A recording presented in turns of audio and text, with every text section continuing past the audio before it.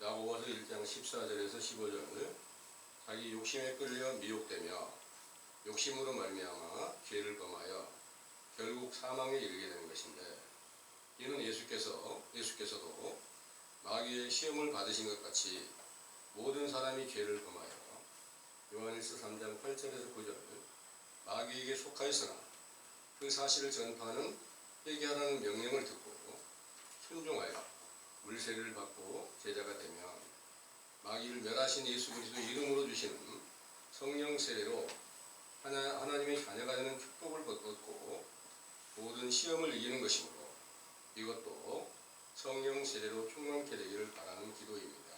또 다만 악에서 구하옵소서라고 하는 것도 악은 예레미야 2장 19절 선하신 하나님을 경외하지 못하는 것이며 하나님을 온전히 경외하여 승리하신 예수 그리스도의 이름으로 주시는 성령 세례를 받아야만 모든 악을 지배하는 마귀로부터 벗어나서 선하신 하나님의 집에서 자유를 얻을 수 있는 것이므로 이것도 성령 세례로 충만케 되기를 바라는 기도입니다.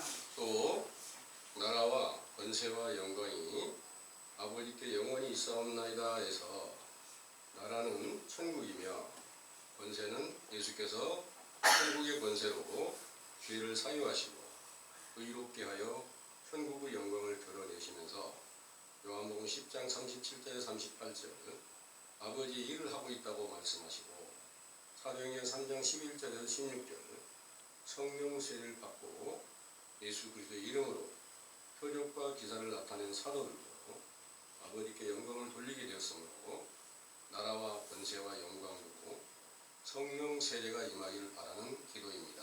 아멘은 진실합니다. 소원입니다. 하는 뜻으로 십자가로 승리하신 예수 그리스도의 이름으로 주시는 성령 세례가 임하여 모든 죄를 사함받고 의롭게 되어 천국을 기업으로 받기를 소망하는 진실한 마음으로 기도드렸음을 시인하는 기도입니다. 그러므로 성령 세례를 받고 예수 그리스도를 영접하면 주기도문이 모두 성취된 것이므로 이 기도를 계속해야 할 필요가 없는 것이지만 우리가 아직 물세례 안에서 회개하고 있는 가운데 있기에 언제나 기도할 때 주기도문의 내용을 벗어나는 것은 합당치 않는 기도가 될 수밖에 없는 것이므로 항상 합당한 기도를 향기로운 제사를 드리는 것처럼 드려서 성령 세례로 모든 죄를 사함받고 천국을 기업으로 받으시기를 간절히 원합니다.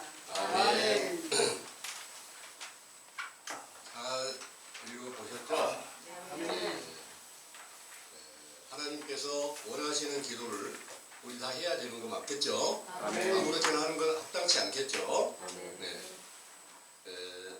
거기 마태복음 6장에 5절부터 쭉 상고했던 말씀에 외식하는 유대인들은 회당과 큰 거리 여기에서 기도를 하고 있다 그랬어요.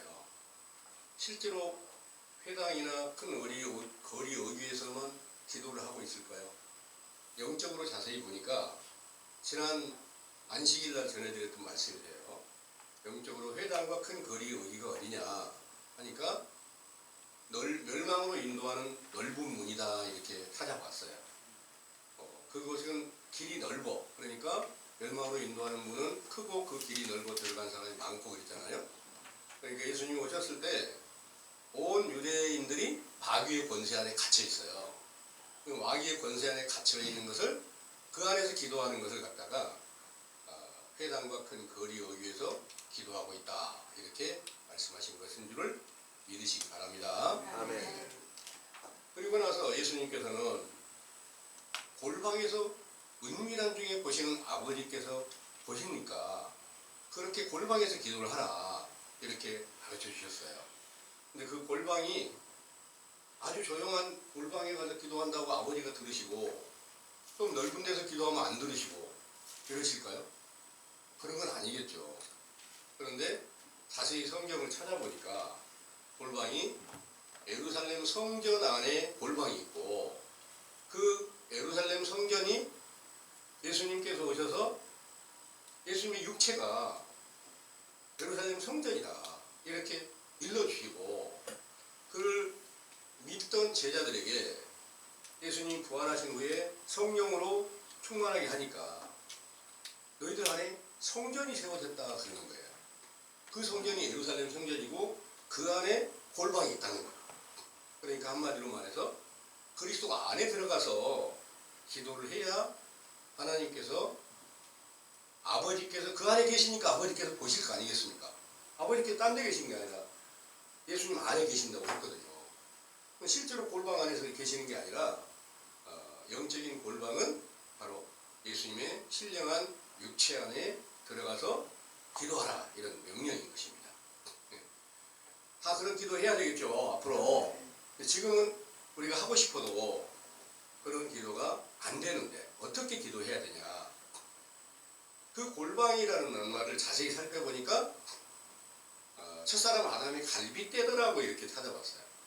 타메이온이라는 낱말을 써서 갈빗대라는 낱말을 썼는데, 갈빗대가 뭐냐, 첫사람 아담의 갈빗대가 예수님이나 세례 요한이 세상에 하나님 보냄을 받아서 나셨을 때 중심에서 전해지는 확실한 율법이 바로 영적 갈빗대로 비유를 했어요. 그 갈빗대로 여자를 지었잖아요. 아담의 갈빗대로 여자를 지었는데, 예수님과 세례 요한은 실제로 갈빗대 빼가지고 여자를 지은 게 아니고 제자들을 여자로 비유를 했거든요. 영적 여자, 예루살렘 딸이라고 한 거예요, 제자들을.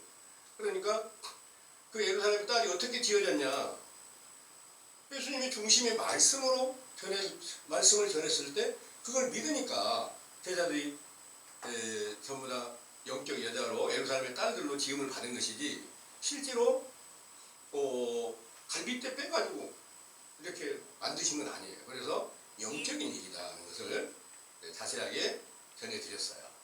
그래서 우리가 지금 듣고 있는 확실한 진리의 율법이 우리의 허물과 죄를 분별케 하고 예수 그리스도가 어떤 분이고 참 하나님이 어떤 분인지를 정확하게 알게 해주는 이 교훈이 첫 번째 바로 골방에서 기도하는 그 기도가 된다는 것을 믿으시길 바랍니다. 네. 그래서 그런 모든 비밀을 깨달지 못하는 모든 사람들은 오늘날 이 세상에 많은 교역자들이나 교인들이 다 성령을 받았다고 이렇게 알고 있어요. 성령을 받았다고 믿고 있는데, 성령을 받았으면 주기도문을 해야 될 필요가 없어요. 왜냐하면 성령으로 모든 것이 다 완성이 된 거예요. 성경이 약속한 것이, 성경 안에 있는 모든 것이 성령이신 예수 그리스도가 새 생명으로 나타났기 때문에 그분이 바로 천국이고 영생이고 낙원이란 말이에요. 그런 모든 것들이 완전하게 다 이루어졌으면 주기도문을 다시 해야 될 필요가 없어요. 당연히 없어요. 예를 들어서 제가 말씀을 드리면, 이 성경 전체는 바로 예루살렘 성전을 짓는 그런 설계도나 마찬가지고 자재나 마찬가지고 이런 걸로 비유를 합니다. 근데 성경이 완성된 것이 이마에서는 건물이 세워졌다 그 말입니다. 설계도 따라서 건물이 다 세워졌어. 설계도 따라서 건물이 세워지면 그 안에서 평안히 거기서 쉬고 생활하면 되는 거잖아요. 그걸 또 다시 또 성전이 세워졌는데 다시 설계도 가져와 봐라. 그 자재가 어떻게 썼는가 하나하나 따져보자. 이런 분은 없어요. 이런 일은 없단 말이에요, 세상에. 그래서 성령 세례를 오순절날 주셨을 때 모든 성경 전체가 완전하게 다 이루어진 것을 명확하게 성경은 말씀하시고 계세요. 그래서 그때부터 약속하신 대로, 명령하신 대로 예루살렘 성전 안에서 성전이신 그리스도 안에서 예수 그리스도의 이름으로 구하니까 그 구하는 것이 한 가지도 빠짐없이 다 성취가 되는 거예요. 그런데 성경에 이렇게 말씀하셨잖아요. 요한복음 14장 13절에서 14절에 보면은 너희가 내 이름으로 무엇을 구하든지 다 시행해 주겠다 이렇게 약속을 했어요. 반드시 시행하겠다고. 그럼 무엇이든지가 무엇이든지 그러니까 오늘날 이제 온 세계 교회가 무엇이든지 다 그 이름으로 구하고 있어요. 근데 그 무엇이라는 것을 예수님 명령을 받았던 제자들이 구하였던 것은 실제로 세상에 육신이 관계된 것을 구하는 것이 한